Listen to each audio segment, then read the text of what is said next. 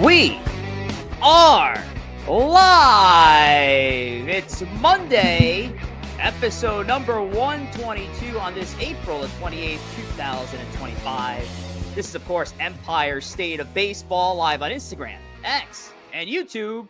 And as always, powered by StreamYard. And the quartet is back. Tommy Wospil is in the building. Tom, congratulations, pal. It's probably the nicest thing I'm going to tell you all day long here, but congratulations to the Wospil family. Welcome me in a second into that beautiful family. Yeah, appreciate it. I do have to correct you. I can speak for Joe and myself. We're not powered by StreamYard. We are powered by coffee, yes. Caffeine, 5-hour energy, possibly illicit drugs, possibly not. Can't confirm or deny that. We're powered by anything that keeps us awake. Yeah, I've been using the whiskey bottle to unwind at the end of the night. Uppers and downers. Uppers, we got to stay awake, but then when it's time for bed, we have to get down quick. Yeah, after like the third coffee at 5 o'clock, you need something that's gonna knock you out. Yeah. Once that child goes to bed, so I get it. Me and Tom are running graveyard shifts right now. Yeah, shout out to these guys. These guys are putting in the dad power. We got three newcomers to the ESP family over the last couple of years. So shout out to Tom and Joe doing the Lord's work. Corey Favs, how you doing over there, man?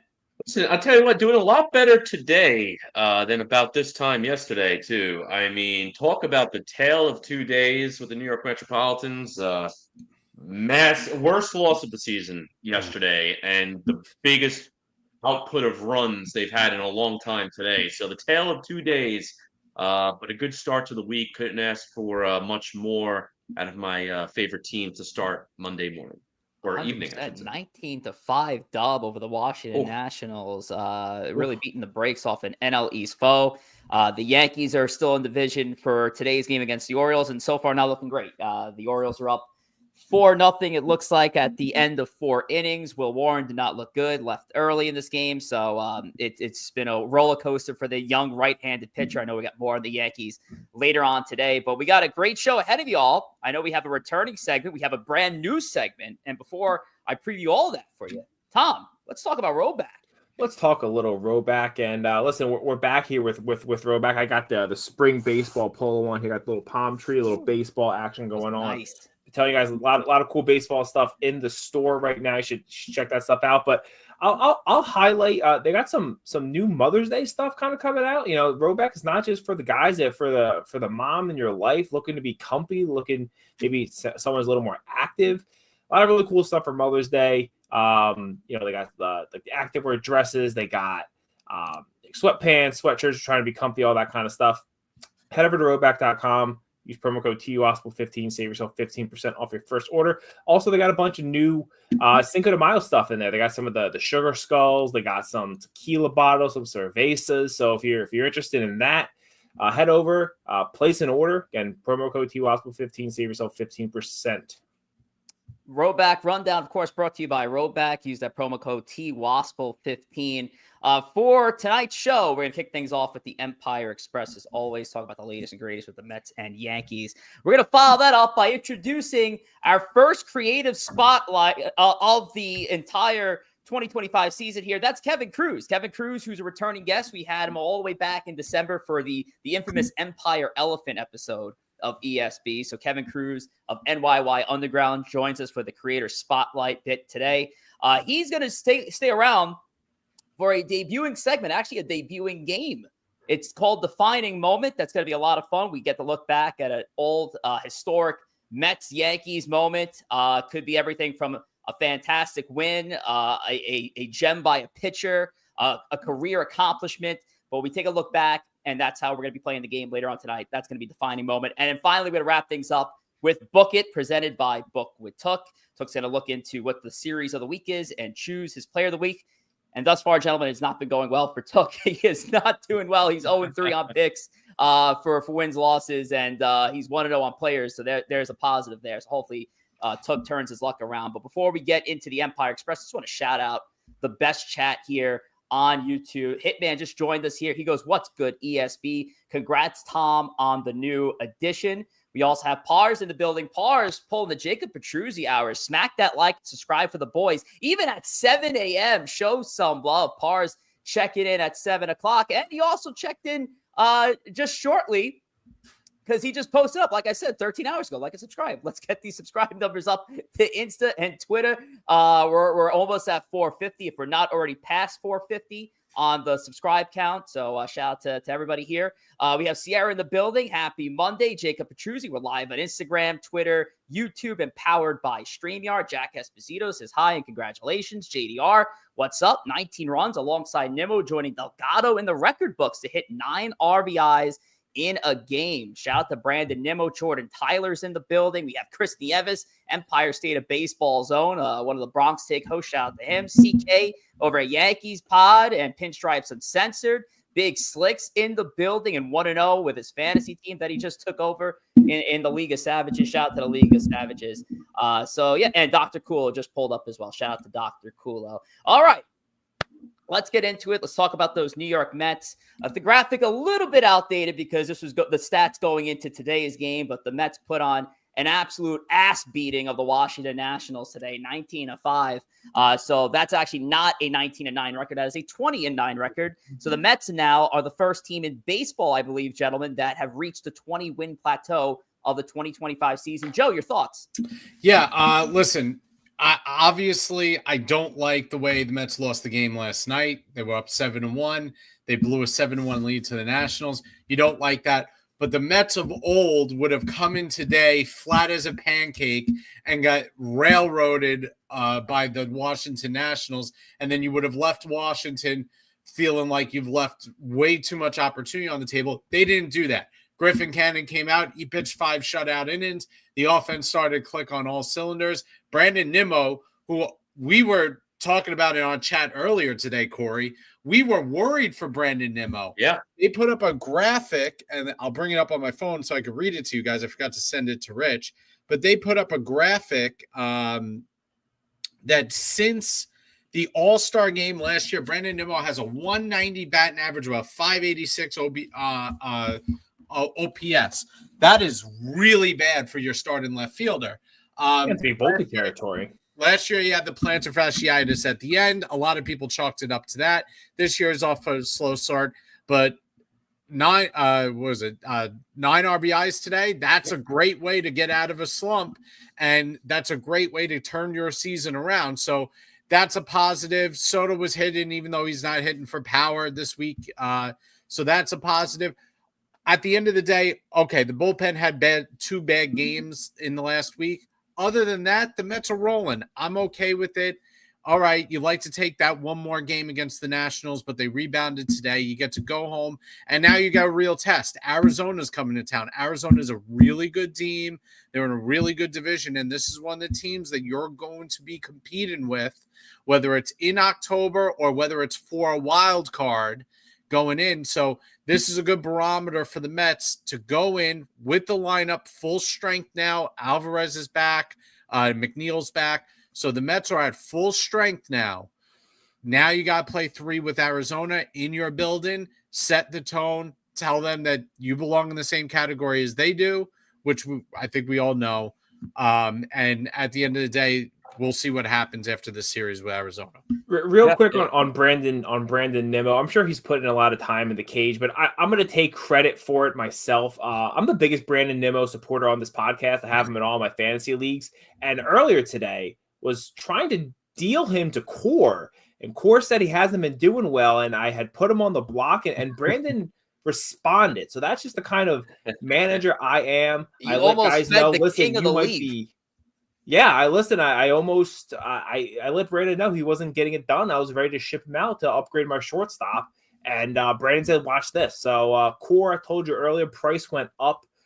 We were talking Campbell, maybe talking Gunnar Henderson now for Nimmo. So, get back to me on that.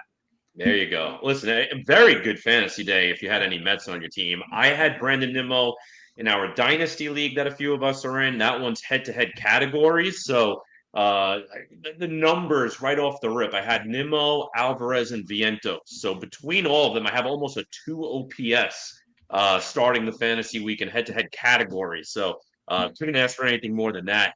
But it's crazy. I mean, Joe, you mentioned it. They showed that graphic. The OPS for Nimmo since the All-Star break last year, I forget the exact number. It was like 590. It was in that ballpark, a really ugly OPS.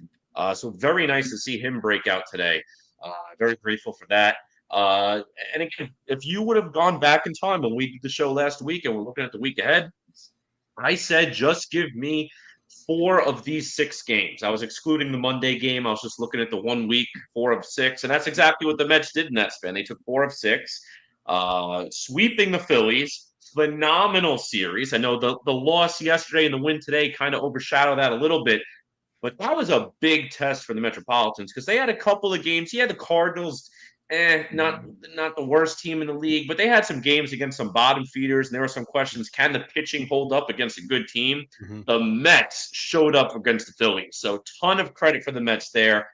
With the Washington series, yesterday's game was really the first game that set me off all year. But that's going to happen. You know, even a team 95 plus wins is probably going to have 5 or so games that you're left really with a bad taste in your mouth and you're pissed and you're furious. Something didn't go right, a bad call, a miscue, whatever it might be.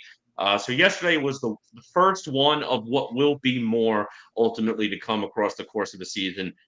Where it was just unacceptable. You know, the pitching didn't get the job done late in the game.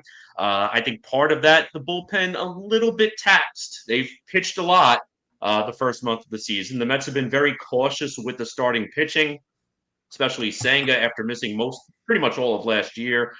Clay Holmes converting to a starter. You're trying not to overexpose Tyler McGill or Griffin Canning by exposing them to the 3rd, 4th time around the lineup. So they've been very aggressive going to the bullpen. It worked in April. I'm very happy how it worked. But I think some of those guys are starting to get gassed. Jose Budo and Ryan Stanek, guys who are phenomenal for the first 3-4 weeks. I think they need a few days off. So it worked out great. I think you got to use Jose Arena as a sacrificial lamb today. You know, he got you 3 innings, he got 5 runs, but he's your sacrificial lamb. You were able to get the rest of your. You can send Urena back to the Mexican League for all I care. I mean, he can go whatever scrap heap they pulled him off. He could go back to the Rockies. The thing with Budo is Budo has let 8 of 9 inherited runners score this year. Budo needs a clean inning. And why is Mendoza continuing to put a guy who's a former starter in when there's men on base? That's just something that boggles my mind. I want to see Budo in clean innings and clean innings only. Listen, and of course, Stanek, I praised him last week, and all of a sudden Stanek gives up 2 blown saves in the week. Gave him the Midas touch. So I jinxed him. That's my fault. I think I'm going to lay off Stanek the rest of the year. He's already gotten 2 blown saves because of me. So we'll leave Joe, that. I think you got to say Corbin Carroll is going to be the player of the week this week. There you go.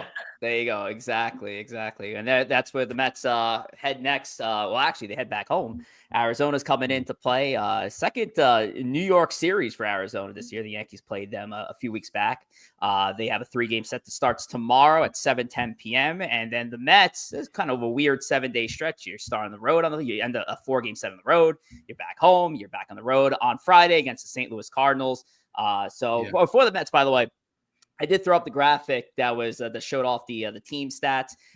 Slightly outdated since the Mets did play today.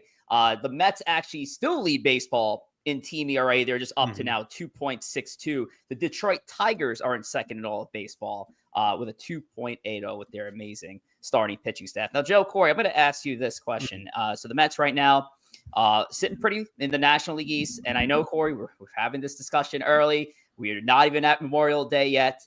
But is first place for the New York Mets at this point in the National League East sustainable? Is it sustainable? I want to say yes, because when you look at the team, you're still missing Minaya, who hopefully is going to be back by the end of May, beginning of June. You'd hope so. I'm not expecting much from Montas, but it is another arm that you might get around the deadline. Whenever you get out of him, you get out of him. And the offense, too, outside of today, 19 runs, the offense has been a little off. You've had about 2 or 3 holes in that lineup. Maybe today Nimmo woke up and now he'll start to get better. So do I think it's sustainable for the season? Yes. I'm not going to predict that they're going to win the division. I'm not going to win. They're going to predict it by 10 plus games or anything crazy like that. But I can see this team continuing this success. Just continue to win 2 of 3, 2 of 3, 2 of 3. Win your 3-game series, split your 4-game series. You do that for the year, you're going to be in a very good spot. Well, let me ask you guys this. When you had the division laid out preseason, how many games better did you think at best the Braves and Phillies were to the Mets? 2, 3? Maybe if, 2 or 3. If they were better. So the Braves have spotted the Mets 7 games and the Phillies have spotted the Mets 4.5. So I would say, yes, it's absolutely sustainable. First of all, I think the Mets sent the message loud and clear that Philadelphia is not a threat to them in terms of one-on-one.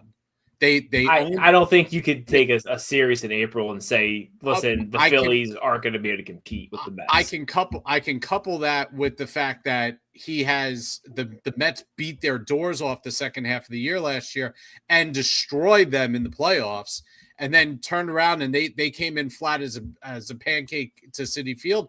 That I could say that the Mets own Philadelphia right now. The Braves, I'm a little worried about. The Braves have gotten a little hot. They're going to get Acuna back. But again, they have to be 8 games better than the Mets the rest of the way. And if you're telling me that you believe that Atlanta coming into the season was 8 games better than the Mets, I doubt that. Even that, if that was the best case scenario. So this division is absolutely in the Mets' control. I know it's early, but at the end of the day, I expect the Mets to be at the top of this division for most, if not all, of the year going forward. Yeah, I mean they're very good. They very well could stay in first place the rest of the year. They're a good team. We've talked about it before. They have not played great competition so far. They can't do anything about that. You play who's on your schedule. They played really like one good team, and they're going to play another good team this week, and everything else has been not so great. But listen, they're gonna I mean, unless you're going to tell me the Mets are going to win 105 games, they're going to have a spell where they lose 7 of 10, right? And that's going to happen. It's going to happen to all good teams. It's going to happen to the Dodgers this year.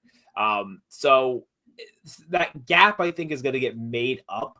It's going to get back to that 3-4 range. I'm sure probably closer to summertime. And then it just depends on those head-to-heads. And if the Mets handle their business, they at least tread water against like the Phillies and the Braves, then the division really is going to be in their control. If the Phillies or Braves can take some series, some sweeps, or just win series necessarily, against the Mets, then it becomes a lot closer. But the Mets are at this point. How can you say that it's not sustainable? They've been one of the best teams in baseball. I still think 95 wins is around where the division winner will sit at. I think that's a realistic appraisal of what the NL, because these teams are going to beat up on each other. Yeah. Right. The Mets and Braves are going to play each other 12 times.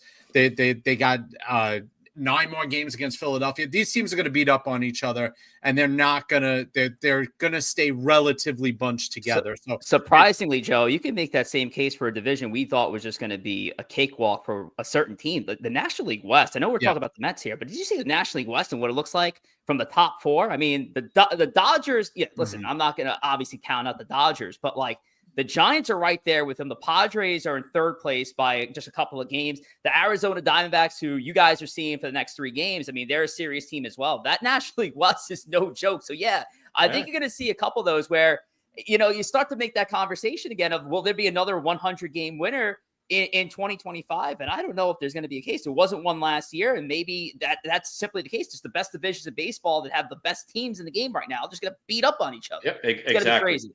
Yep. I will say one last point with the Mets. One last point I want to make with them too. What's very encouraging right now, outside of today, because today 19 runs, a little bit of an aberration. They have the best run differential in baseball. So that's very encouraging, considering Juan Soto is not putting up the Juan Soto numbers. He's been a decent year. He's not having a Juan Soto year. Nimmo has been useless outside of today. You've had mixed production at second base outside of today, no production out of center field. So it's very encouraging to see that they're the best run differential in baseball as well. Absolutely. Let's shout out the chat real quick before we get into Yankees coverage. We're going to talk to our guy, Mr. Kev. This is Late Night with Kev. Seth Lugo railroaded that top 10 list. Melanie says hi. Shout out to Melanie. Good to see her. And Christy Evans goes, chat, everyone say hi to Don LaGreca, the legend. Maybe in here, maybe not. But let's just say hi and shout out. Yeah, I ran into Don LaGreca a few days ago. A really cool story there that I would love to save for extra innings because I just simply don't have the time right now. But that was really cool to run into a New York radio legend and Don LaGreca over the last few days. So if he's tuning in, fantastic. Hopefully he is. And if he's not, then so be it. But we move on. We'll get to the New York Yankees, but before we talk about the Yankees, I want to bring in our creative spotlight guest to touch on the Bronx Bombers. Corey Favs, let's talk about the latest and greatest with Instagram. Yeah, go ahead and follow us at Empire State of Baseball on Instagram. Over there, you'll find our archived segments, our meme reels, and a lot more. Pretty much a lot of the graphics, the polls that we do on the show, they make their way over to Instagram. So go ahead at Empire State of Baseball. You can follow us all individually as well. Myself at Corey Favs, Joe at JR Pugs, Rich at Rich Rivera, and Tom at T Wospil. Right now, we're at 7,100 followers and growing. So seem to gain a few followers every day. And hopefully by the end of this year, maybe hit that 10K mark. So TBD on that. We need a few more reels to pop 1 million to hit that 10K goal for this year. We're on the way there. But we'll talk about somebody real quick that is there as part of the NYYU, the New York Yankees underground channel, and it's our creative spotlight guest for today's episode of Empire State of Baseball. We did a few of these back in 2024 where we just got into the content creation game, talked ball with some of the best content creators out there in the New York Yankees, New York Mets communities, and just baseball communities all together. This gentleman is associated with NYYU, the host of The Bronx or Nothing, also has his own late night live stream as well called Late Night with Kev. You give a subscribe over at The Bronx or Nothing. You give it a follow at his individual socials in the bottom left-hand corner. But let's not waste any time. Let's get up Kevin Cruz here now from NYYU. Kev, my guy, how you doing, brother? Hey, how's everybody going? How everybody doing tonight? How's everybody going? What's going on, Good, Kev? my man. Doing good. Everybody feeling good? Sunday evening. Except for us Yankee fans right now who are getting beaten by the Baltimore. Yeah, Kev, I was afraid of this, man. I was Zagano afraid was pitching in Japanese. That's why they don't understand. Well, there you go. Well, I was afraid that this team was going to decide to wake up today. And certainly that. I think currently right now it's 4-0 last time I checked. Yep. But Kev, we're going to get right into the Yankees conversation. Wanted to hold off on it until you came in. So your thoughts on this team? Doubleheader sweep yesterday. You feeling good? Bad Friday loss. They've been in a weird rut lately. And of course, now today, getting handed by a really bad team of the Orioles. But your thoughts on this New York Yankees team as of late? I mean, it's a little bit of a roller coaster situation with it. We never know what we're going to get from the starting, except from Max Fried. Max Fried, I think, has been phenomenal this year. I think we all can agree on that. But besides that, we don't know. Rodon has looked good as of late. Schmidt is coming back from injury. Will Warren is as a wild card can be, as we can see tonight. I don't know how you go up from giving up a 3-run homer, then striking out the side. It just doesn't make any sense.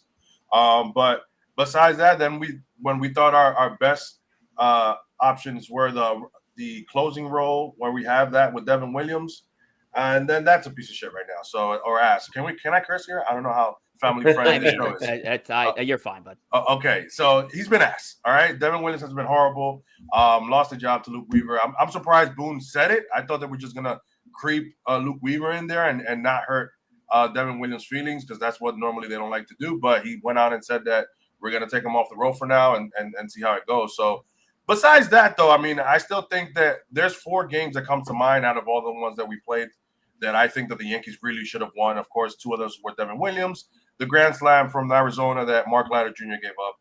A couple of games. Anything besides that, if you look at the Yankee losses, they kind of been between 1 or 2 runs. So that's good insight to tell you that they're tight games. Now So to turn it over to your fellow sunglass wearer here, and Tom. Devin Williams comes out of the closer role. Great shades, Were you Tom. surprised? Sorry, I said great shades, Tom. Sorry. Appreciate there it. we go. Appreciate Perfect. Tom, yeah, were you surprised with the move that they made at closer this early into the season? Yes and no, because I mean, last year, granted, Clay Holmes started off really really good last year, but then they went like a good 6 weeks where he was horrendous, and they kept saying that he was the best closer in baseball, and he has the job still. Then he just kept blowing games, and they eventually moved on from him. Clay Holmes had a lot of history though with the Yankees, and a lot of really good history with the Yankees. Devin Williams is, at this point looks definitely like a 1-year rental, so I don't think they're gonna kid glove him as much. I thought it was a good sign. Hopefully, it holding some people accountable. Devin can't claim that he should be the closer right now. He's been very bad. I don't know. It seems almost like he's tipping his pitches in some way. I know they said at the end of last year that he wasn't tipping his pitches. I know the Mets said that, but why would you say, hey, you're tipping your pitches if they know what's coming? They shouldn't. You don't want to tell anyone. You want to keep that information yourself. So it seems like they just know. It seems like they're not. People aren't swinging at the changeup, and then they're just hunting his fastball. His fastball is not very good. It's never been that good. It just plays so well off the changeup. So, I think he has to figure some stuff out. I think they need to do some internal scouting to see if he is tipping, and get it figured out, because he is very talented. And I do think if this team is going to go anywhere, is going to really make a run in the playoffs, he's going to have to. He might not necessarily be the closer. If Luke Weaver just takes his job and doesn't let it go, that's so be it. But then Devin Williams has to be a guy who is your lockdown setup guy who's coming out and striking out big batters in the playoffs. If he's not doing that, this team is in some trouble, because they're counting on him, especially with the starting pitching being thin. You're not getting a lot of length out of guys. Like, you need some shutdown guys in the back end, and he has to do that. Right. And this is what's been great about the back end of the Yankees bullpen outside of Devin Williams. There were a couple options there that you could have went to the role. Yes, it's easy. You went to Luke Weaver, the guy who did the role great at the tail end of the season. I talked about at length last week how great Fernando Cruz has been. I mean, he's been an option. He's actually picked up a couple of saves in this 2025 season. Hell, even Mark Leiter Jr., ever since Mark Leiter Jr. gave up that grand slam to Eugenio Suarez, he's got a .90 ERA. So the Yankees have some guys in the back end of the bullpen that helps. But Joe, this played well to your narrative that you've been trusting the last few weeks with Devin Williams, now up to an 11.5. 11.25. I was looking at Marcus Stroman's ERA. Jeez. 11.25. The Yankees really have some bad pitchers this year. 11.25 ERA in 10 games pitch, and a whip of 2.38. Just horrible numbers for Devin Williams. Yeah. Closing games in New York is different than closing games in Milwaukee. That's one of the themes.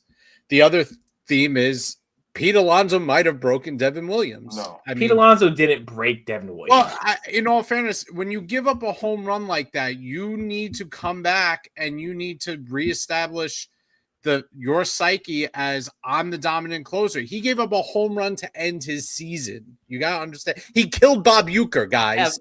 He killed Bob Uecker. I love how Joe finds a way to bring the Mets into a Yankee conversation. Of course. No. It honestly, closing games in New York is different than closing games in Milwaukee. And the Yankee fan, the Yankees have, since closer role has been established, the Yankees have always had a great closer, right? This goes back to Goose Gossage, Mariano. The Yankees have never had trouble closing games for the majority of their history. The fans are not tolerant of that.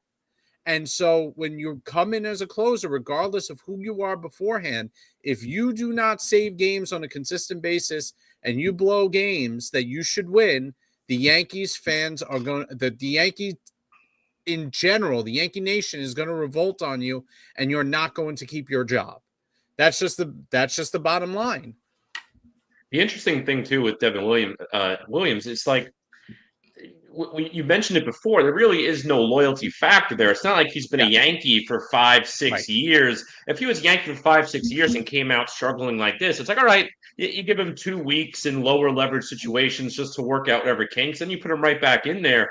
But if Devin Williams, even if he does okay over the next, let's call it 3 weeks, let's say he gets like a 3 ERA over 3 week span. And if Luke Weaver's doing a really good job, no blown saves, ERA close to 1 in that same time span, what incentive from a Yankee standpoint do you have in making that switch? The only incentive you might even have is the qualifying offer, but you're not doing this to try and get some sort of draft pick next year. You're trying to win the World Series this year. So from a Yankee standpoint, because you don't have that history with this player, because he's a one-year rental, most likely, it's going to take a lot for Williams to really, really reestablish himself as the closer. Unless a situation where, God forbid, Weaver gets hurt or Weaver starts blowing a couple of saves the next few weeks, it's going to be difficult because the Yankees have no incentive to make that switch back. Especially if Weaver comes out and continues to perform at a high leverage, reliever. Or it could be a committee deal, as I mentioned before. The Yankees have a couple guys back there who've been very impressive this far in 2025. Johnny Loizaga about to come back too. And you got Jonathan Loizaga on the way back. He just started his rehab today, I believe. Jonathan Loizaga is on the way back too. And this is a guy we don't know what version of Loizaga we're going to get, but there was a point, Kev, where this guy was the best non-closer in the American League. His numbers were phenomenal. So we're here with Kevin Cruz over NYYU. If you guys are joining us just now, we have a little bit over 40 on YouTube and a bunch more on X and Instagram. So shout out to y'all that joined us here on this episode number 122. Now, Kev, as far as the rest of the team goes, I could ask who's been the most surprisingly bad, but I think we covered Devin Williams at length. But surprisingly good, who's really showed up when you thought that they weren't going to be a solid contributor to this Yankees team thus far in 2025? I mean, I would say if it's a surprise, I mean, for me, it's not. For the fan base, a lot of the fan base was Ben Rice. For me, it wasn't a surprise. I knew this kid could hit because I've been following him since the minors. I watch a lot of the prospects. As you know, that's one of my things.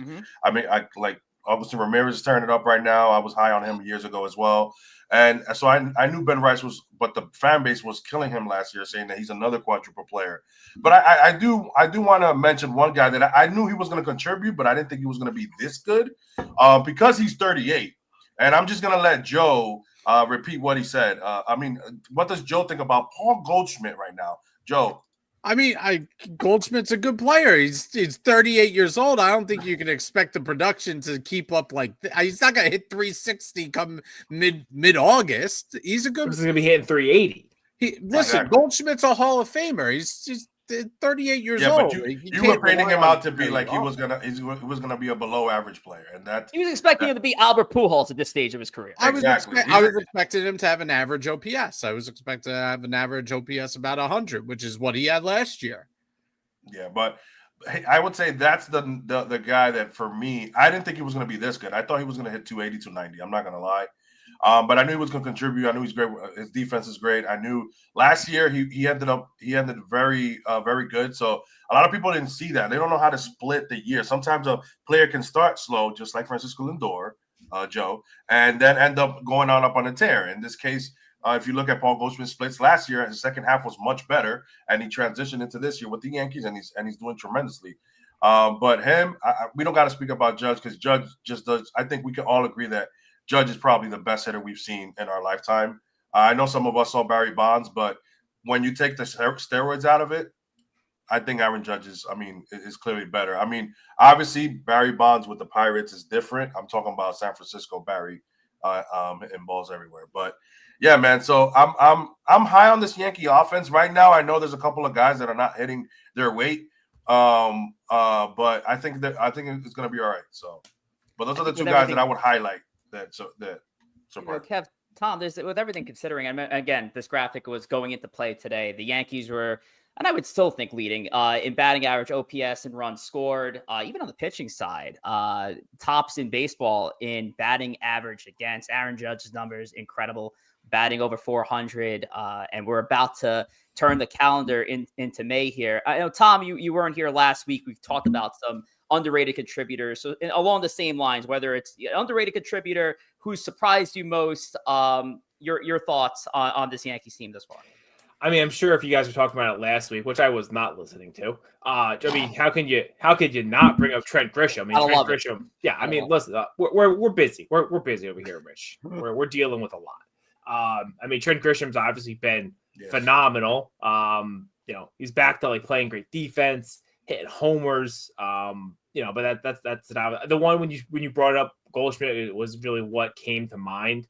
I will say, not that I'm surprised, but Max Fried's been awesome, man.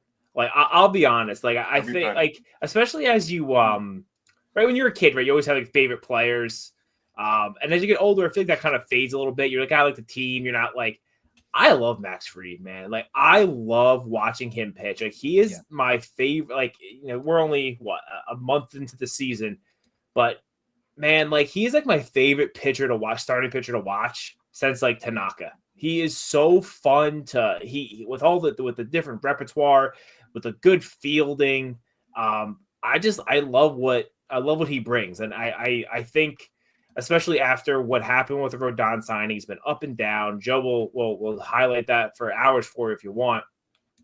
To then go out and spend big money again on another lefty. I think there were some Yankees fans who are a little gun shy about that. And he's just been incredible. Again, not that he was a middle of the road guy before. He was been a really great pitcher. But I love watching him pitch. I like Max Fried starts are almost like I can't miss. Like I need to watch him. I need to watch what he's doing because it's been great. Yeah, Subway Series in a couple weeks there, Dr. Kulo. So that'll be a fun episode when we get there in I think 2 weeks time. Next Monday's gonna be an interesting situation. We got Cinco de Mayo, so I don't know. I wonder if Juan Soto's gonna have a positive OPS plus by then. Yeah, Kev. I was gonna say, I hope you know what name you're mentioning every time you mention Dr. Kulo. Oh, I know who I'm mentioning. I know who it is. I have no his idea. Reference, no clue. Dr. Kulo is equivalent to the Yankee starting rotation ERA. So, there you go. So shout out to Dr. Kulo and the rest of the room. Swift's in the building too. Austin Wells is possibly the greatest catcher I've ever seen in my life. Dude's a beast. Kev, I think he's onto something here. Swift's a big Austin Wells fan. But let's get off the Yankees for a little bit and put the center on you. It is the Creator Spotlight's first one of the 2025 season for us. Kev, how'd you get started in the content creation game? How'd you get affiliated with NYYU? Kind of tell us a little bit about your story. Well, I started, honestly, I'm one of the first, I don't know if you guys, but I created Twitter back in 2009, 2008 when it first came out. And I found it incredibly stupid. When I got on there, people would literally say everything they're doing every day. And I'm like, who the hell's going to, why would I sit here and say I'm having a sandwich? Or I'm walking my dog? Like, what is this?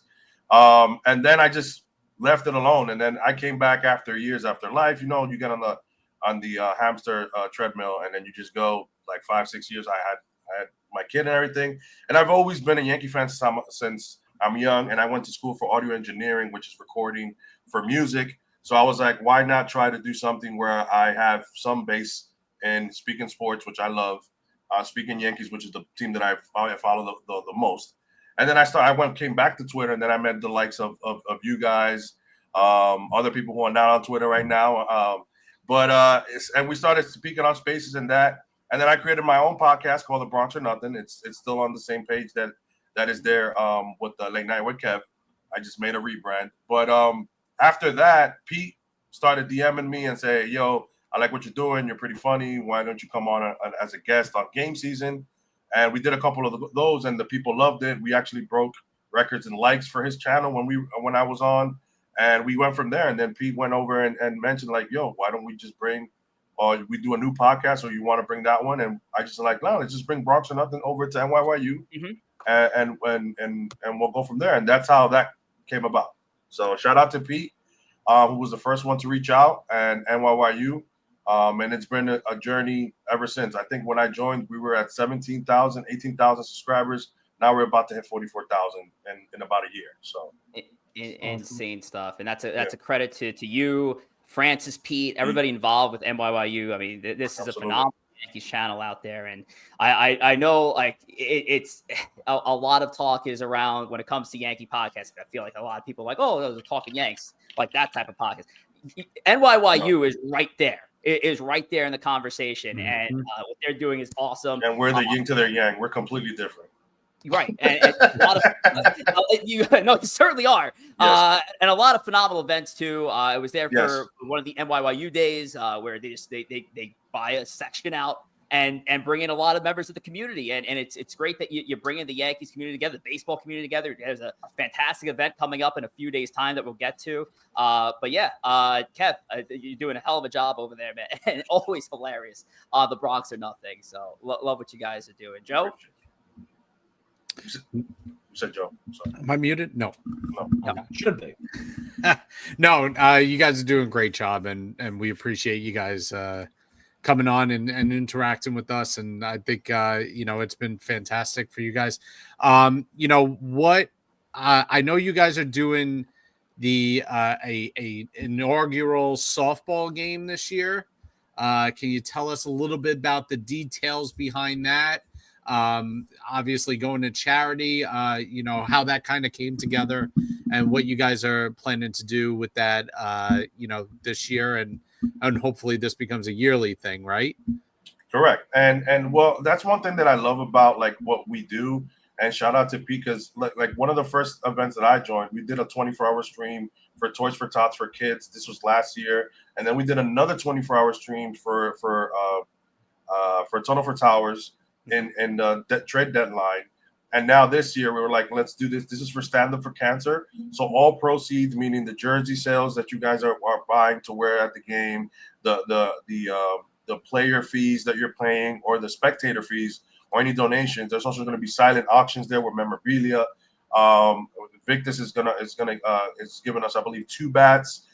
Jordan, the MVP, shout out to him, Legacy. And Jordan, if you guys don't know, Jordan is the barber of David Ortiz, Vladdy, Soriano, all those guys. So it's gonna be Team Pete versus Team Jordan, and all the proceeds are going to a great cause, Stand Up for Cancer. This is why I kind of love what I do in the community that we're growing, because we continue to do these events to help and to continue bringing positive vibes to the world, which I think is important. And I hope that those that like to highlight other things about the channel highlight this, even though it never happens. But we still do this from the heart, and we don't need anybody to say it. But I thank you guys for mentioning it, because it is huge. Rich is going to be there. Rich is actually playing. I heard he's massaging his calves right now so he doesn't pull a hamstring.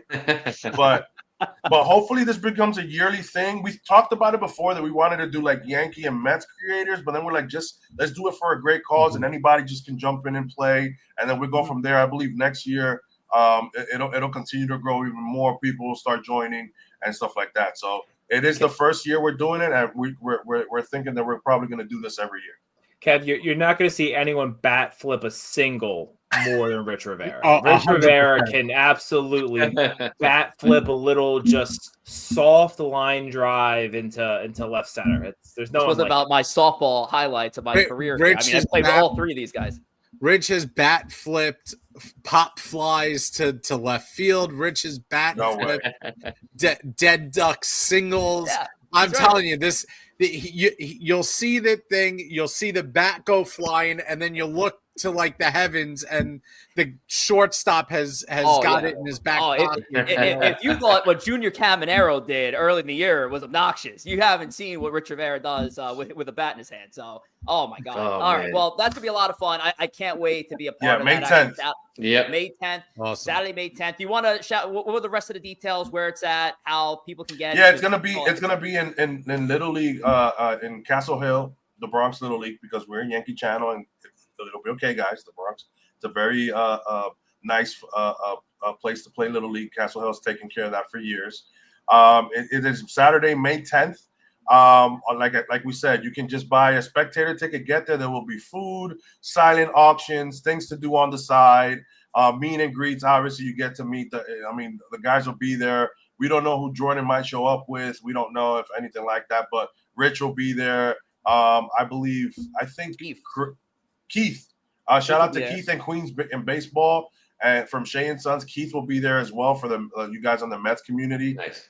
So yeah, like I said, it's a bunch of dudes and gals who love to speak sports and love to play softball and like to do things for a good cause. So it's going to be a lot of fun.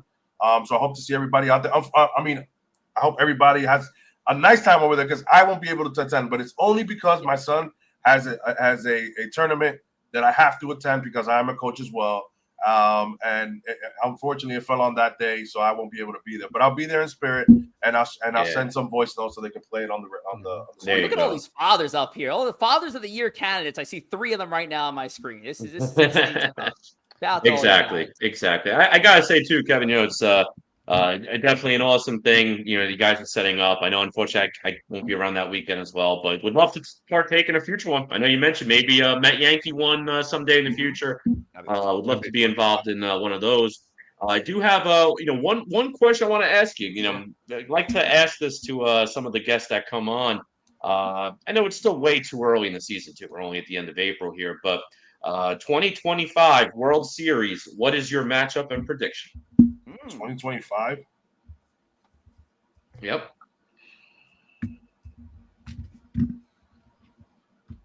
Picking right now. I mean, I gotta see you guys face the Dodgers. Well, I have to pick the Dodgers in the National League, but I may change my mind after I see you guys face each other. But obviously that we'll cross that bridge when we get there. But because your pitching staff looks a lot better, but it has to hold out for the rest of the year. Yep. But I'm gonna pick the Dodgers in the National League, and the American League. I don't know. I think it's gonna be a repeat, man. I think the Yankees have a. I think once Luis Hill comes back, if he's able to stay healthy.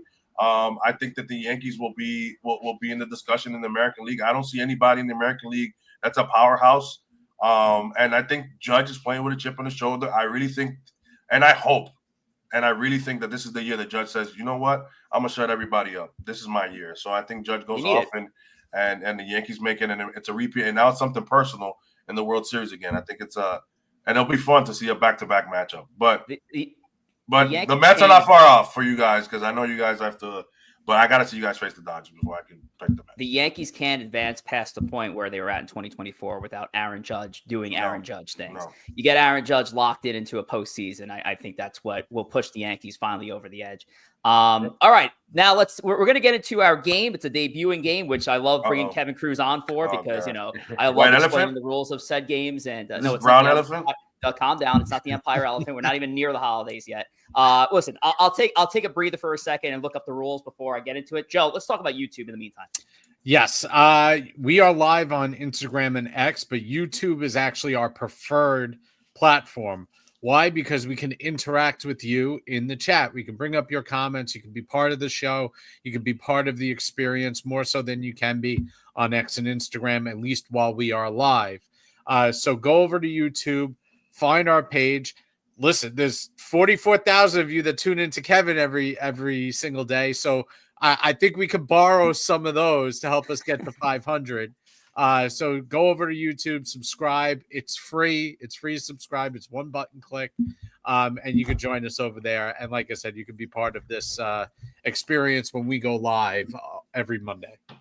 All right, let's pull up the standings for the games thus far. Looking good for me, but just, by a hair. I'm up 6-5 on Joe. Corey and Tom locked in. Oh, absolutely. Corey and Tom locked in at 3, but we have Kev here. And although Kev's not going to be added to the standings if he gains a point, he can stop people from getting points, which is a very important task here. I need Kevin to gain some points on this brand new game that we're calling Defining Moment. Now, Defining Moment, we're going to look at an old Mets moment and an old Yankees moment, so 2 separate games. There are going to be 3 facts missing about that specific moment. You have to just fill in. Did I explain that well? I don't know. Hopefully I did. You said something about 3 facts, but go ahead. Well, there you go. Well, Corey Favs, let's get into the Mets version of this. Let's see what you have here. Yeah, I'm going back 20 years ago. This moment in particular stands out because I was at the game. But after a long rain delay, an hour and 24 rain delay, that felt like 3 hours actually at the stadium, the New York Mets resumed play with the blank opposing team. While down 2-1 in the 9th inning, the Mets would tie the game on an inside-the-park home run hit by this player. After infamous closer Braden Looper allowed a run in the 10th inning, the Mets would come back to win the game in the bottom half on a 3-run home run, a walk-off shot by blank. Okay. I'm going to go with inside the park. Was he inside the park home run? I'm going to say is Jose Reyes. It is not Reyes. Really? Reyes. That was the guess I was going to make. Thanks, Joe. I was also going to be my guess, but I'm just thinking of guys fast enough to pull an inside, but they're fluky anyway. Can I make a wild guess at who hit the home run? Sure. Jeremy Burnitz. Love the guess, but not Burnitz. Feels like the right time frame, and Jeremy Burnitz hit. Love the guess. I think you were 1 year off. I think I know who the team was because, and this happened like a year ago. I looked up Robin Ventura's doing Mike Piazza, and then other video came up of a rain delay. Was it the at that time it was Anaheim Angels. It was the Angels. Oh, Wow. It was the Thank Angels. you, Kev. Wow. That's all I know. What a pull. That's Resume all I with know. the Angels like a 2-1 inside the park speedster. I'm trying to think. I don't know. Kaz Matsui for Not inside the Kaz park homer. Matsui. He was on the team though. No? Kazmatsu. So we got the Angels. This is 05. The Angels was a tricky one because AL team. It's a random Walk-off home injury. run by Sean Green. Not Sean Green. A year too early for Mr. Sean Green. Walk-off homer by Carlos Beltran. Not Carlos Beltran. 2Ks Inside for the park Tom, home run by 2Ks for Carlos me. Beltran. 1 for Joe, nothing for Kev. Kev is looking good. Corey, I threw Beltran for the inside the park home run too. So that might be Not Beltran for the inside the park. Walk off home run, Cliff Floyd. It was Cliff Floyd. Oh, That was going to be one of my guesses, No. but I was waiting for you guys to say more names. What are we up to? We're up to the middle one? middle one. Now you Inside get the Who hit park. the inside the Parker. And I'm out. It's not Reyes. It's not David Wright. Andy It is Chavez. not David Wright. Andy was on. I forgot his name. Andy Chavez? It is not Andy Chavez. Alright, I loved Andy Chavez. Was Juan Pierre on that team? Not Juan Pierre. Juan Be a guy to Pierre. do it though. I'm giving you a K for that. Wasn't Andy Chavez? No, we're out of it. We're running out of outfielders. Joe's got 1K. Tom, you K'd out? Yeah, Kate out. Yeah. There is still a got starting outfielder missing. Really? So it's an outfielder. Interesting. Let me look at So that. it's an outfit. So, okay. I didn't say that. I did say there is because you said running out of outfielders. There is a starting outfielder still left. Are we May or allowed may to not look be. up the roster or no? No. I mean, if you want to do feels not illegal. be pure about it. Oh. Did we say David Wright yet? Mike Cameron? It is not Mike Cameron. Kevin also said David Wright. I said no David No, Wright. Okay. All right, 2Ks for Kev, 2Ks for Joe. All right. So that What are K's? tie the game. I want to get it wrong.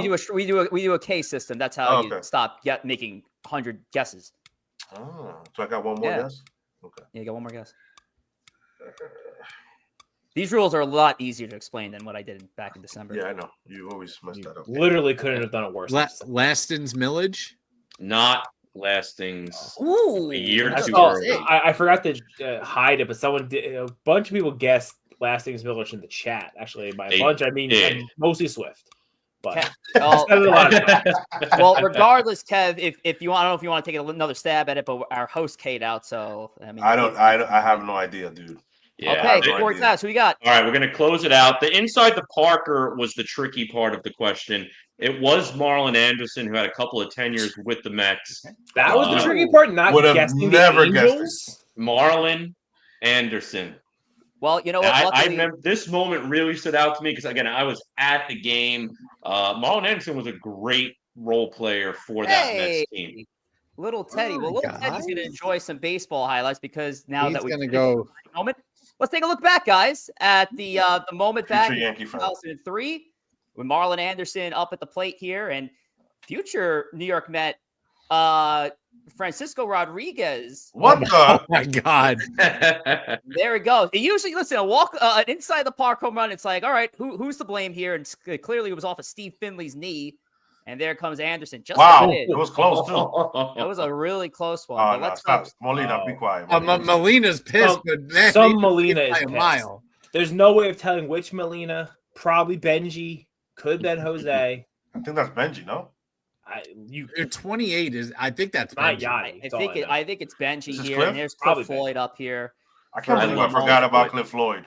I was a big Cliff Bang. Floyd fan. There it goes. I Right love center that spot. field. Only The old issue with Shea Cliff Stadium, was, 3-run man, Banco walk-off. And Popular. there's your defining moment for the Mets' sake. And but we have a Yankee part of this question, Kev. Uh-oh. So we're not just stuck in New York Mets land here at good times at Shea Stadium. But let's get into the Yankee version of this question. A little Please bit more. don't go to recent. the 1970s, Boogie, please. We're not going to the 1970s. Okay. We're actually going to go to a good year. We're going to go to 2009.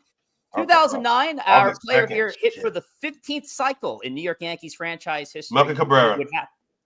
Oh, there you go. There's one point. Didn't even. I love Melky, so I didn't even have to. There you go. So Melky Cabrera is correct. Hit for the 15th cycle in New York Yankees franchise history. The feat would happen on the road against the blank. And 3 out of his 4 hits would come off of opposing pitcher blank. Yankees would win this by a final of 8-5. So already Melky Cabrera is off the board. Thanks for that, Kev. Really appreciate it. Tom? I'll say the Rays. Not the Rays. Not the Rays.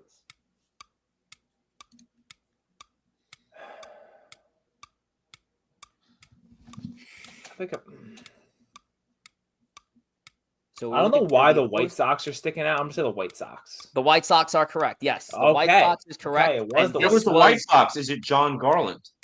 Not John Garland. Oh, is it Mark Burley? Mark Burley is correct. Yes, a little bit more of an easier one there, but yes, it was Melky Cabrera off of Mark Burley of the Chicago White Sox. This was a road game for the New York Yankees back in 2009, and just like before, we'll pull up a little bit of the Melky Cabrera. Actually, we'll pull up all of the Melky Cabrera cycle here from that 2009 game. So there is Mark Burley on the bump. And the first pitch, here rocked to left field. Bang. Kevin Cruz on the call there. So gets the home run out of the way. But, when he's get the triple is the trickiest one. Yeah. Triple is the trickiest one. And that's the one when you get the triple out of the way, you add another extra base hit. You're feeling good about the cycle chances there, Tom. Yeah. I'll be honest. I'm just going to talk about how I don't know how I remember this was against the White Sox. I just it came to me in a vision. This has to be the double. Jermaine Dye out there in right field. Jermaine Dye. That's the last time the White Sox stadium had people in the stands. God, Jermaine Dye has such a good arm. Maybe Sierra was in the house for this one. There's their base hit center. He actually, if you guys are keeping score at home, he's got the homer, he's got the double, he's got the single. So the hardest one he's got left. I'm curious who dived in the outfield to get him the triple. Well, let's see. That's a good one. No, went over the head. And at this point, Melky wants. I think he's going to go for it. Yeah, why not? I think, he's got. The relay was wide. Diving in head first, and there it is. Your the last cycle in New York Yankees franchise history, right there with Melky Cabrera. Now, this is a B/C question. Does anybody remember the cycle before that? So it had been since 1996 that, or 95 rather, that he had hit. A Yankee had hit for the cycle. Who did it in 95? I mean, Bernie would be your guess, probably someone hitting a triple. Yeah. Derek Jeter? Close. It's actually the guy that Jeter replaced. Felix? No, for me? I couldn't tell you that. Oh, Tony Hernan, yeah. Man, I was like T. I kept wanting to say, what's the other guy's name? Tony. Turnbull. But no point there. Swift goes, I remember that game. White Sox, Chicago White Sox. Jermaine. Oh, wait, Corey, did you mention the fact that you were at that game that you went to? The one that you highlighted? We sure did. About multiple times, Rich. My man. Yeah. My man. Good job, Rich. And you were there for that entire game. Good for you. That was a wild game. It still sticks out to me. I remember it was a Friday night. I was in 8th grade. Was looking forward to it. Was worried about the weather, and the weather cleared up.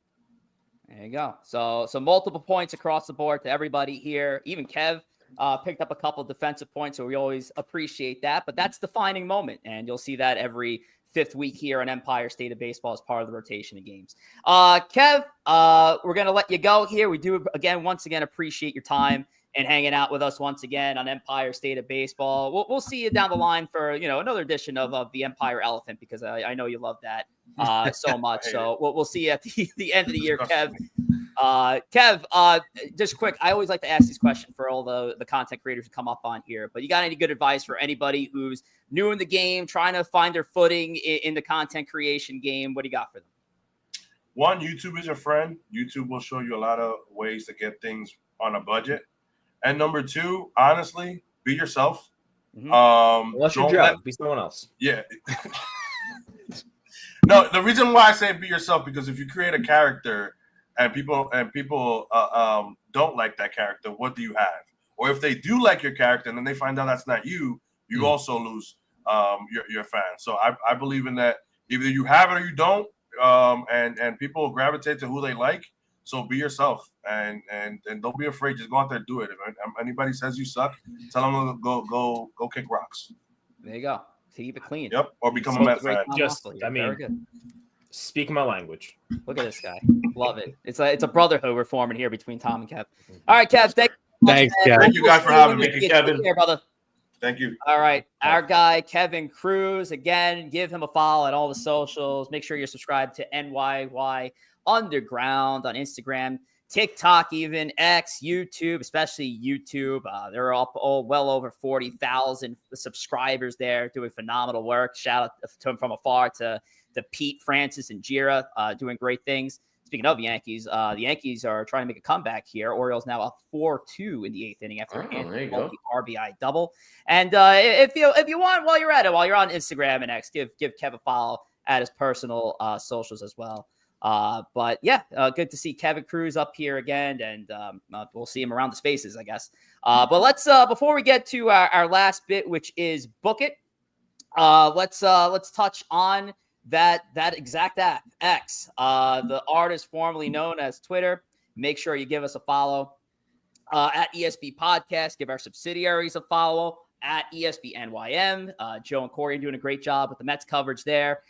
ESB NYY, which has become a real family over there at the Yankees. Well, we got, obviously, Tom and I've been on the account since day one, but shout out to Chris Nieves at Chris618. Boogie at Boogie Dan NYY, and at Sierra, not Miss Sierra. So we got a lot of hands in the cookie jar over at ESB NYY. And make sure you're checking out our daily space that is Bronx Take, which is just jumps around with the times here. 1 o'clock Monday, Wednesday, Friday, 5 o'clock Tuesday and Thursday. All different voices offering their Yankees expertise and knowledge. They do all such a great job on our X Spaces. And speaking of X Spaces, make sure to hang out with us after the show for another edition of Extra Innings. Sierra's been taking the lead on the host job, so Sierra will be at the point once again for Extra Innings, and we'll see where the rest of the crew is at for later on tonight. Love to hear your feedback after your show. And maybe even Kev will pull through for Extra Innings after the show is done. But it is that time of the week, fellas, where we go to our good buddy Took, and he's got our Book It pick. 4-3 Orioles now. What do we got here? Another double. Yankees down 1.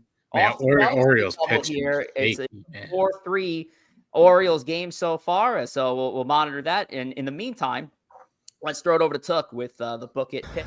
What's up, ESB crew? Took is back with the Book It pick of the week, and this week I'm booking the Giants over the Padres, and my player to watch is Jung-Hoo Lee, because I'm a hooligan, baby.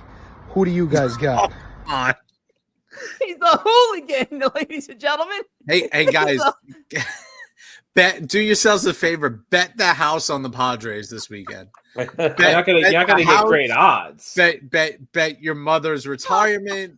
bet your firstborn, because Book with Took is not off to a good start. So I'm betting the house on San Diego to sweep. Oh no! It's been rough.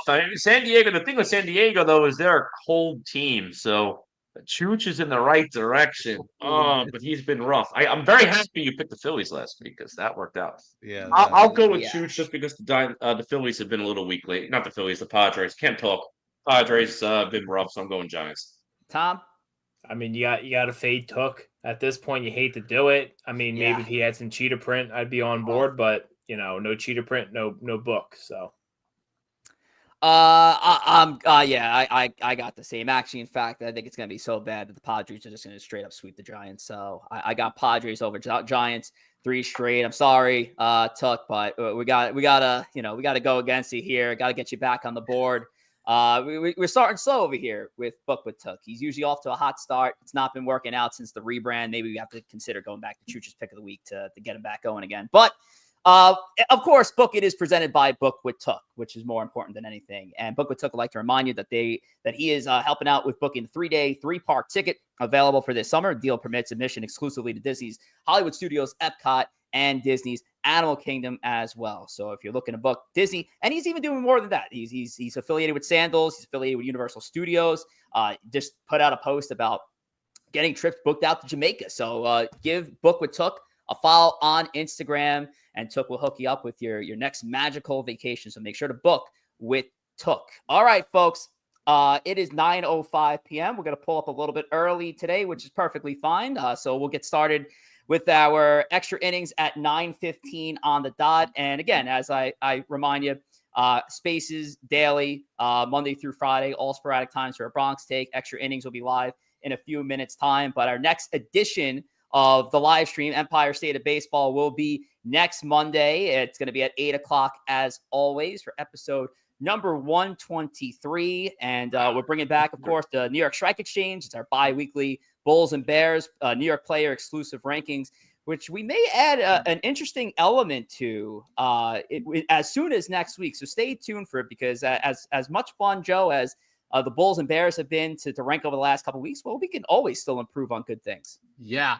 yes, we can. We're just gonna have to see what twist we bring to the little section that we have going on there. I think it's going to be a fun thing, and hopefully it can mean the difference between wins and losses of the season. 100%. Should be a lot of fun. But let's throw it around the room and call it a show. We'll start with Corey and throw it to Joe, then Tom, and I'll wrap this thing up for our last licks as we close episode number 122. Take it away, Corey. I'm grateful for Brandon Nimmo and the New York Mets for making a very bad Sunday a very nice start to the week on Monday. I'm also grateful for Brandon Nimmo and just starting my fantasy baseball teams off to a good start here. Yeah, Joe, Rich, I go in everywhere I want. Okay. I got a baby to feed, so we got to wrap this up. All right, well, let's close it. That is it for Empire State of Baseball, episode number 122. We'll see you next week at 8. Let's go Yankees. Let's go Mets. Take care.